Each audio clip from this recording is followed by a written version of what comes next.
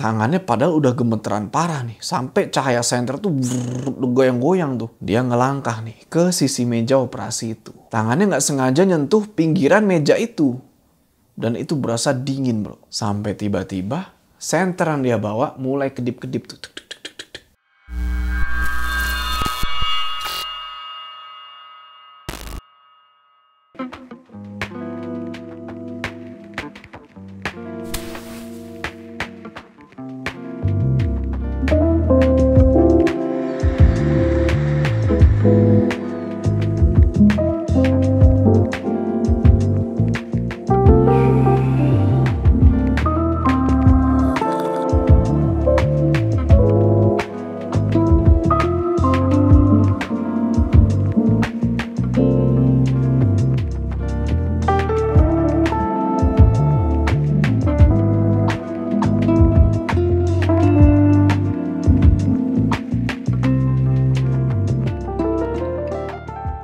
Warga malam, kalian pernah kepikiran gak sih kalau ruang operasi itu harusnya kan jadi sebuah ruangan yang buat nyelamatin orang kan? Tapi gimana kalau ada satu ruang operasi yang justru menarik nyawa orang? Dan yang lebih seremnya lagi adalah ruang operasi ini harusnya udah ditutup selama bertahun-tahun. Cuma katanya sampai sekarang masih suka kebuka sendiri. Dan kalau lo berani masuk ke situ, gue jamin gak bakal keluar lagi dalam keadaan yang sama. Cerita kali ini datang dari seseorang dokter muda yang kita sebut aja namanya Agus. Dia ikut sebuah program internship atau magang gitu ya, dan ditempatin di satu rumah sakit jiwa bro. Sebenarnya rumah sakit jiwa ini bisa dibilang rumah sakit jiwa yang lumayan tua gitu. Dari luar aja bangunannya itu udah serem gitu ya. Tapi siapa sangka kalau tempat ini justru menyimpan satu rahasia yang bikin lo semua itu bakal trauma seumur hidup. Sebenarnya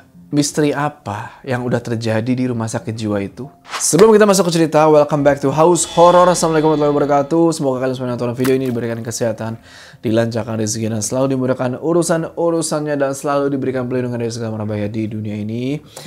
Dan semoga cerita yang bakal gue ceritain kali ini bakal terjadi juga ke kalian. Langsung aja mode horor aktif.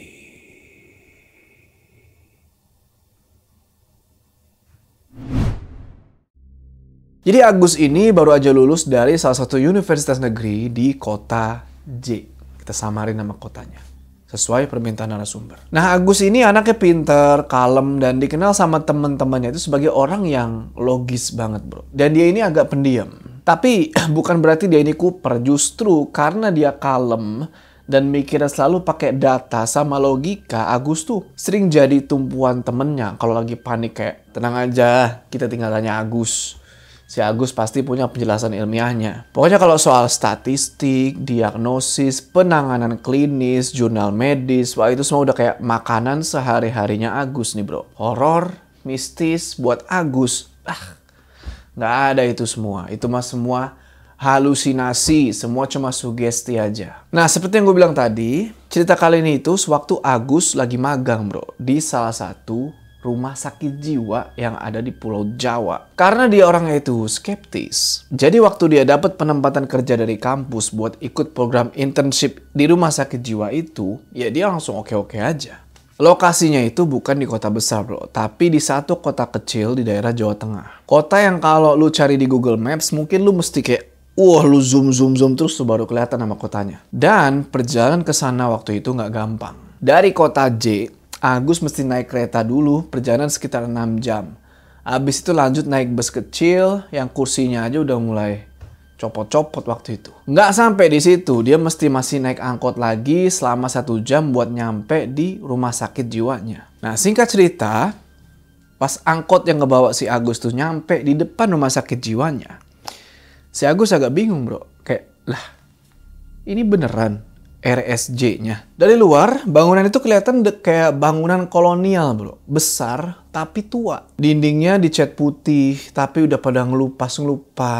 Pokoknya temboknya udah kumuh lah. Jendelanya itu dari kayu, bahkan beberapa jendelanya aja itu udah nggak bisa ditutup rapat. Terus di halamannya itu ada pohon-pohon tinggi. Dan pohon-pohon itu lebat-lebat bro, kayak nggak pernah dipangkas gitu. Udah kayak hutan di rumah sakit. Dan yang paling bikin nggak enak adalah suasananya yang sepi sepi banget. Jarang ada suara kendaraan, nggak ada suara pasien rame. Nah, ketika Agus turun dari angkot itu, si sopir angkotnya bilang, "Sampai sini aja ya mas, saya nggak pernah mau lama-lama di sini, serem." Agus ya cuma senyum aja di situ, karena pikir dia, elah, serem ya, emang bangunannya aja udah tua gitu. Tapi bukan berarti serem setan. Si Agus logik banget nih orangnya. Pas dia masuk ke bagian depan rumah sakit, dia langsung disambut nih sama kepala administrasi dan satu dokter senior yang udah kerja di situ selama kurang lebih 20 tahun. Mereka ini ramah-ramah, tapi kok berasa kayak ada jaga jarak sedikit gitu loh. Kayak terlalu formal mereka ini. "Ini ruangan dinas dokter mas. Kalau malam jaga, bisa istirahat di sini ya." Kamar dinasnya itu ada di lantai 2, di atas ruang administrasi. Agus ngedengar penjelasan orang-orang ini ya iya-iya aja dia. Ketika Agus naik tangga, dia sempat lihat ke arah lorong panjang tuh di lantai 1. Lantainya kusam, lampunya redup, dan di ujung lorong itu ada satu pintu besi gede banget. Warnanya itu abu-abu kusam dan ada tulisan kecil yang udah agak pudar, tapi masih bisa kebaca. Tulisannya itu ruang operasi 07. Agus sempat nanya ke dokter senior soal itu. "Dok, itu ruang operasi ya?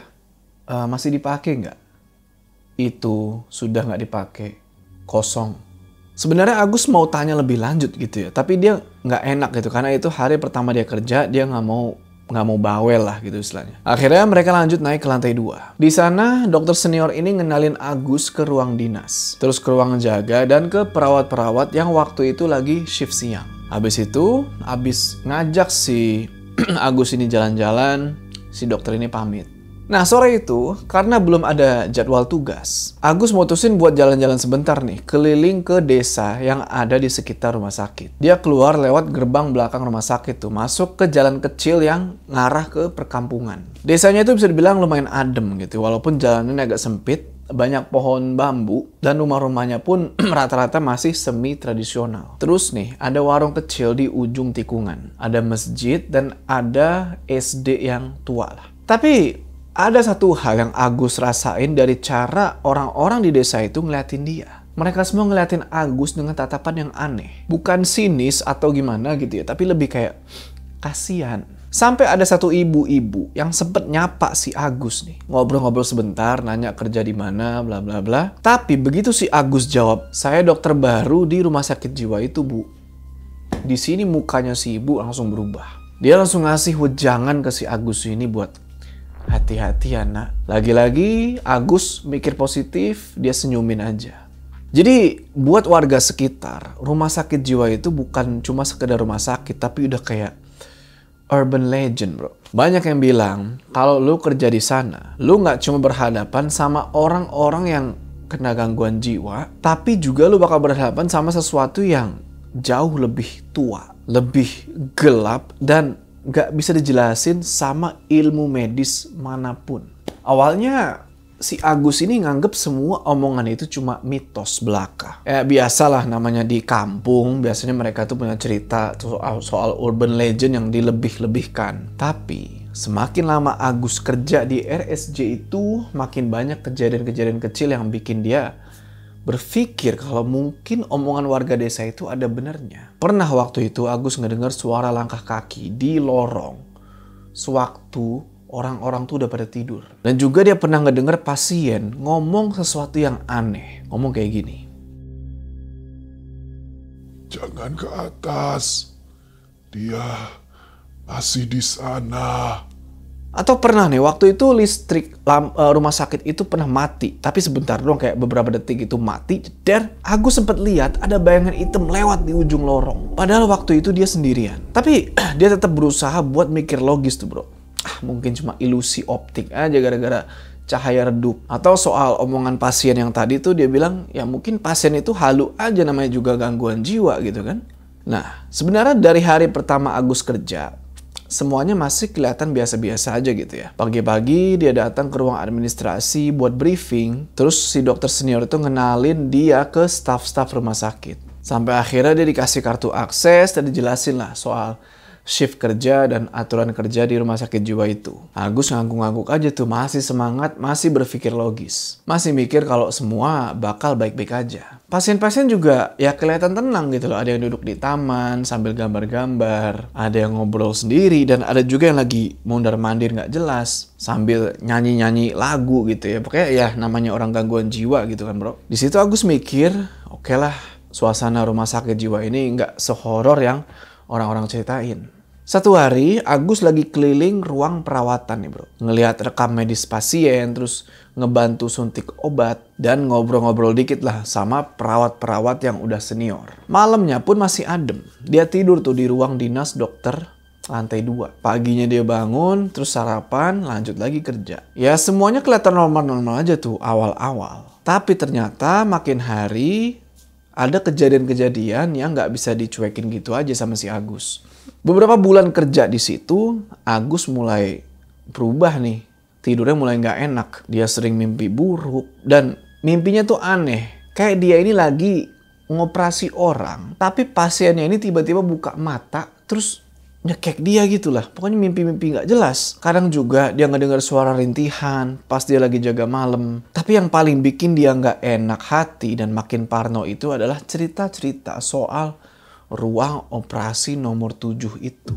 Jadi ruang operasi nomor 7 ini adanya di lantai 1. Dan nggak semua staf tahu soal detailnya. Tapi kalau lu ngobrol sama perawat yang udah senior, yang udah kerja puluhan tahun lah gitu ya, mereka pasti langsung diem, langsung pucet, langsung keringet dingin begitu lu tanya soal ruangan itu. Katanya dulu ruangan itu dipakai sama seorang dokter bedah di tahun 70-an. Tapi dokter yang ini tuh beda. Dia itu bukan dokter biasa, tapi dokter gila bro. Jadi dia ini pakai pasien-pasien di rumah sakit jiwa itu buat eksperimen. Ada yang jantungnya dibuka, nggak pakai dibius. Ada yang otaknya ditaruh logam. Ada yang mulutnya dijahit. Katanya sih biar lebih tenang. Nah pasien-pasien yang nggak berhasil, mereka itu kebanyakan dikubur di halaman belakang rumah sakit. Atau sebagian ada yang dibuang ke sumur tua yang sekarang udah ditutup sama beton. Dan sejak dokter itu ditendang keluar dari rumah sakit itu dan pergi entah kemana,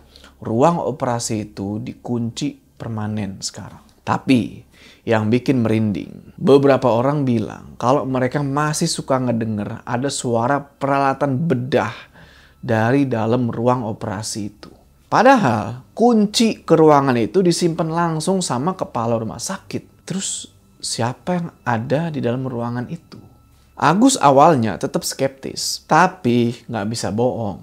Rasa penasaran dia mulai tumbuh. Apalagi tiap malam jaga, dia terus ngelewatin lorong yang bisa ngeliat langsung ke arah pintu ruang operasi nomor 7 itu. Udah mah pintunya gede, dari besi, udah karatan, dan selalu dikunci. Tapi anehnya, kadang dia ngeliat pintu itu kayak kebuka sedikit. Terus kayak ada yang ngintip dari dalam. Dia sempet tanya ke cleaning service, itu siapa yang ngebersihin ruang nomor 7? Tapi si OB atau cleaning service ini bilang, udah lama dok gak ada yang masuk ke sana. Kami aja dilarang buka pintu itu.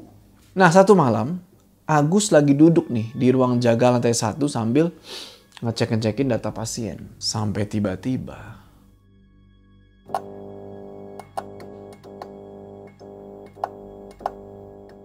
lampu di atas kepalanya itu kedip-kedip 3 kali. Terus lampu itu mati total. Sontak si Agus langsung seret, nengok kanan kiri.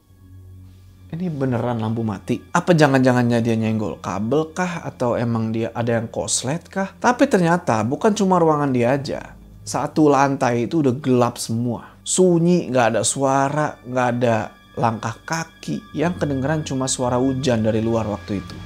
Nah malam itu emang suasana di rumah sakit jiwa itu lagi sepi banget. Karena hari weekend biasanya yang pada kerja tuh cuma sampai maghrib aja. Nah karena waktu itu RSJ-nya sepi, terus pasiennya juga nggak terlalu banyak. Jadi Agus ini emang udah biasa sendirian ngejaga rumah sakit itu kalau di hari-hari weekend. Dan dia juga emang suka tidur kan di lantai 2. Nah pas mati lampu itu Agus buru-buru lah ngeluarin HP-nya dia mau nyalain senter. Tapi ternyata baterainya udah sekarat bro. Jadi baru nyalain senter sebentar udah mati lagi nih HP. Untungnya ada lampu emergency di tembok. Pas diambil, dicoba nyala. Warnanya kuning redup.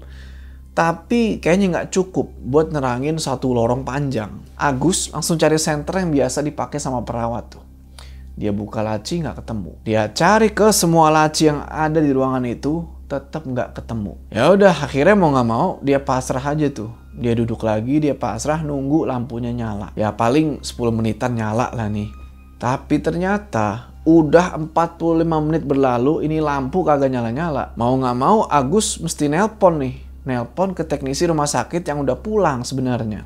Pakai telepon rumah sakit tuh. Karena kan kalau telepon kabel yang zaman dulu tuh, itu nggak perlu listrik, dia bisa dipakai. Dan juga si teknisi itu karena rumahnya emang deket-deket situ, ya udah nggak apa-apa lah. Si Agus pikirkan dia mau telepon nih. Tapi berkali-kali si Agus telepon, nggak diangkat-angkat. 3 kali telepon nggak diangkat. Dia mikir, alah nih orang udah pules kayaknya nih. Nah, karena beranggapan kalau mungkin saklarnya turun atau apa gitu kan, dan cuma ada Agus di situ, mau nggak mau harus dia yang ngecek kelistrikan. Tapi ya dia harus cari senter dulu nih bro, ya buat mempermudah perjalanan dia. Daripada nanti dia nabrak-nabrak atau salah narik atau apa. Akhirnya dia inget kalau di bawah tangga ujung lorong itu biasanya ada barang-barang yang jarang dipakai gitu, dan mungkin aja ada senter di situ nyelip. Jadi dia jalan tuh keluar ruangannya, jalan ke arah tangga itu. Nah, di ujung lorong yang bakal dia lewatin itu ada ruangan, ruang operasi nomor 7 yang nggak pernah dibuka lama tuh. Tapi di sini yang bikin aneh adalah si Agus yakin banget dia ngeliat kalau pintu ruang operasi nomor 7 itu kebuka lebar. Dia sampai kucek-kucek mata ngeliat bener nggak tuh itu pintu kebuka, dan bener pintunya kebuka lebar. Akhirnya dia jalan nih, dia deketin ruangan itu. Makin deket sampai tiba-tiba brak!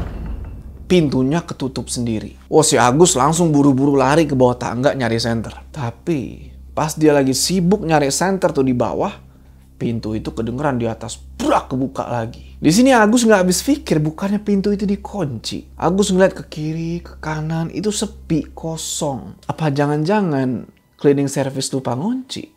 Tapi kan cleaning service bilang kalau mereka aja nggak dibolehin buat masuk ngebersihin ruangan itu. Karena rasa penasarannya sekarang udah lebih gede daripada rasa takutnya dia. Dia balik lagi jalan ke arah pintu itu bro. Dia jalan makin deket. Tak.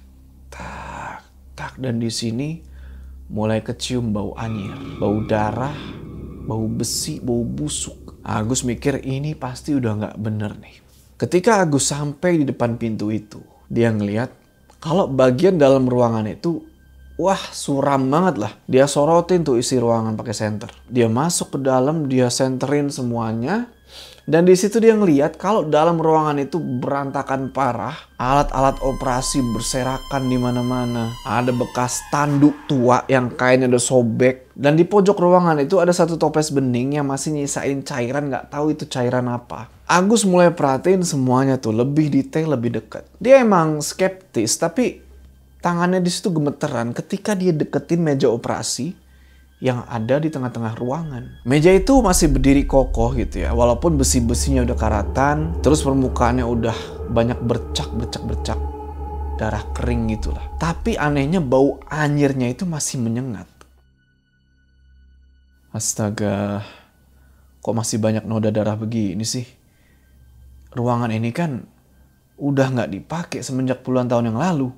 Dia ngerasa makin gak nyaman di situ, tapi anehnya dia bukannya keluar, malah makin penasaran. Tangannya padahal udah gemeteran parah nih, sampai cahaya senter tuh goyang-goyang tuh. Dia ngelangkah nih ke sisi meja operasi itu. Tangannya nggak sengaja nyentuh pinggiran meja itu, dan itu berasa dingin bro. Sampai tiba-tiba senter yang dia bawa mulai kedip-kedip tuh.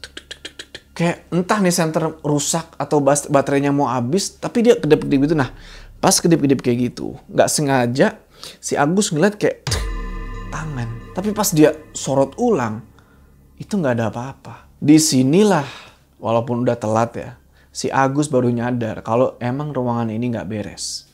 Masih belum selesai sampai di situ, si Agus ngedenger lagi ada suara aneh, kayak suara rintihan itu kayak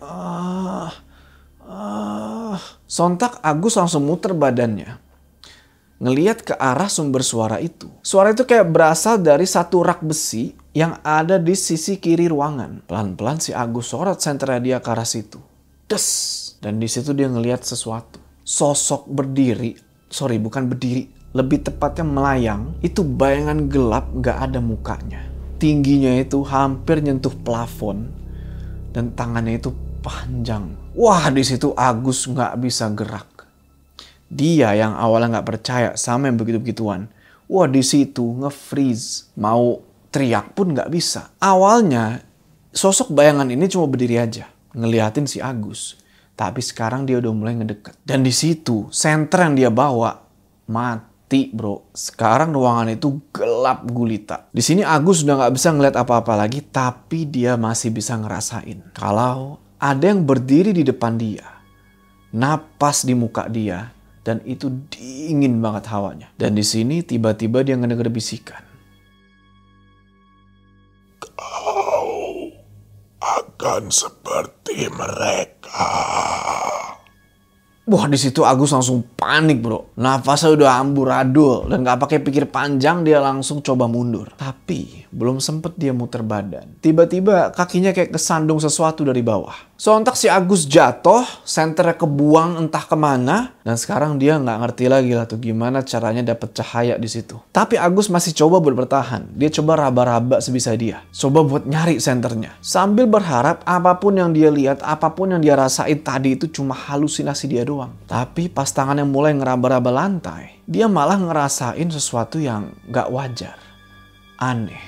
Ada yang megang pergelangan tangannya dia, dan berasanya itu kasar, terus dingin. Bagian tubuh yang lain juga mulai kerasa. Ada yang nahan pergelangan kakinya, ada yang ngerayap dari sisi punggung, dan ada satu tangan yang pelan-pelan ngerayap ke lehernya. Belum sempet Agus bereaksi, lehernya langsung refleksi Agus ngelawan. Dia coba lepasin tangan itu, tapi cengkraman tangan itu makin lama makin kenceng. Si Agus sampai kewalahan ngelepasinnya. Di situ pelan-pelan dia mulai lemas, tenaganya hilang. Dan dari kejauhan si Agus ini ngelihat sosok tinggi kurus pakai jas lab putih yang udah kusem, udah kotor, udah sobek-sobek. Di mukanya itu masih nempel masker bedah warna hijau, dan dari pelipis kirinya tuh netesin darah. Sosok itu cuma diam aja, nggak gerak, tapi ngeliatin ke arah Agus. Dan di tangannya itu ada satu pisau kecil yang bekarat. Bukan kayak posisi mau nyerang gitu ya, tapi lebih ke posisi kayak yang mau siap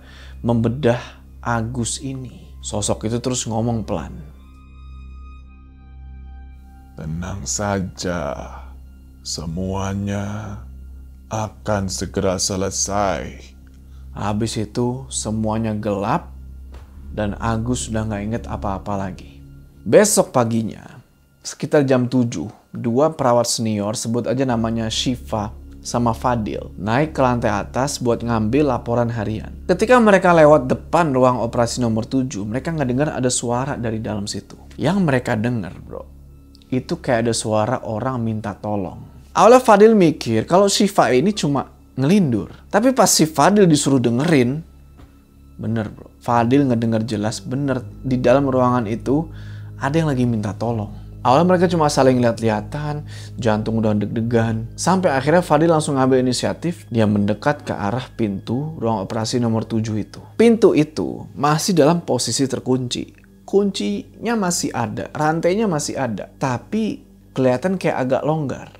Kayak dari semalam tuh ada yang maksa buat buka paksa dari dalam. Si Fadil bilang ke Syifa, nih gue dorong ya, lu siap-siap. Pasti Fadil dorong pintu itu dan kebuka sedikit. Di situ mereka kaget bro. Mereka ngelihat Agus. Dia udah tergeletak di tengah ruangan, baju dokter dia udah sobek-sobek, mukanya udah pucet kayak mayat. Tangannya udah lecet-lecet dan yang paling ngeri adalah lehernya bro. Lehernya udah kayak ada bekas cekekan. Itu bekasnya jelas banget, bukan bekas kayak orang habis jatuh. Beneran kayak habis dicekik. Syifa langsung teriak-teriak tuh manggil bantuan. Dan beberapa menit kemudian tim medis datang, si Agus langsung dibopong keluar tuh. Langsung dibawa ke ruang darurat, gawat darurat. Di UGD, dokter sama tim medis langsung ngambil tindakan. Si Agus ini jantungnya masih ada, napasnya masih ada tapi dia nggak sadar. Mereka cek kondisi fisiknya, ternyata nggak ada tulang yang patah, nggak ada pendarahan dalam, nggak ada tanda-tanda kekerasan berat. Selain luka lecet di tangan sama memar di leher aja. Singkat cerita, 1 jam kemudian sadarlah si Agus nih. Matanya kebuka nih pelan-pelan, dia nengok ke kanan, ke kiri. Tapi tatapan dia itu kosong, kayak orang linglung. Shiva yang ikut di situ langsung nyamperin dan coba ngajak ngomong si Agus nih. Gus, kamu dengar saya nggak? Agus cuma terus kayak pas dia coba buat ngomong itu nggak ada suara yang keluar. Akhirnya dokter coba ngelakuin CT scan gitu ya atau MRI gitulah buat ngecek jangan-jangan otak nih orang udah nggak bener nih atau nggak pita suaranya kenapa-napa. Nah ketika dicek hasilnya bersih, nggak ada kelainan otak, pita suara juga masih utuh, nggak ada cedera apapun yang menjelaskan kenapa si Agus ini tiba-tiba bisu, bro. Cuma di situ dokter mendiagnosa sementara kalau Agus ini terkena gangguan psikosomatis akibat trauma berat. Atau bahasa gampangnya gini lah ya. Karena saking takutnya si Agus ini mematikan fungsi bicaranya sendiri. Wah, gue nggak tahu, bro. Kalau hal ini emang beneran ada gitu. Pokoknya reaksi tubuh terhadap ketakutan ekstrim yang nggak bisa diterima secara logika. Nah, singkat cerita. Hari-hari selanjutnya, Agus itu cuma bisa komunikasi lewat tulisan. Setiap ditanya apa yang terjadi, Agus cuma nulis 1 kalimat. Jangan buka ruangan itu lagi. Tapi seminggu setelah kejadian itu, dokter jaga malam itu masukin 1 catatan baru. Agus mulai nunjuk-nunjuk ke lehernya sendiri. Dia buka mulut, dorong suara keluar, dan 1 malam ketika perawat lagi nemenin dia, tiba-tiba si Agus ini ngomong, bro. Tapi suaranya pelan banget, bisik-bisik. Dia bilang kayak gini. Dia lihat saya. Wah, di sini perawatnya merinding.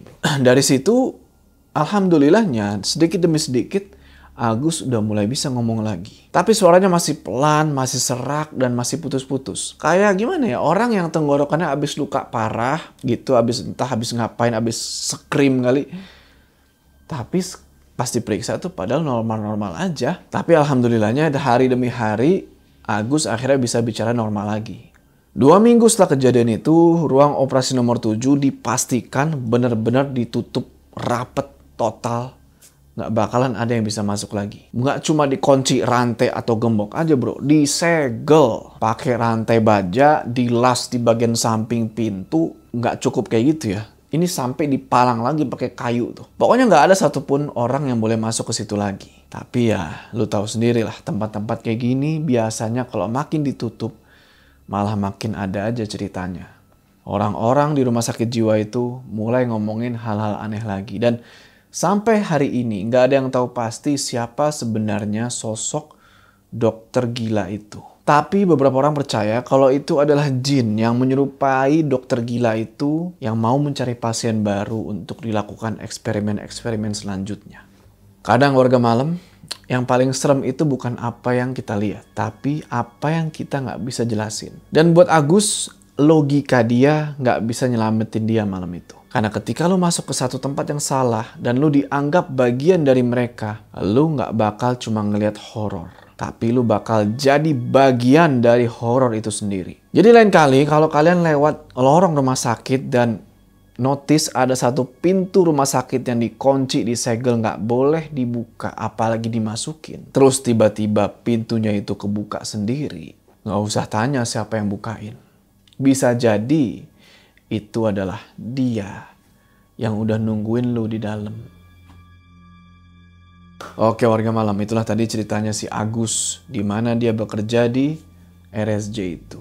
Oke, sebelum kita berpisah, jangan lupa kalian like video ini, dan bagi yang belum subscribe, ayo subscribe ke channel ini supaya kalian gak ketinggalan cerita-cerita house horror selanjutnya. Gua Josie, Kepala Desa, sampai ketemu di cerita selanjutnya.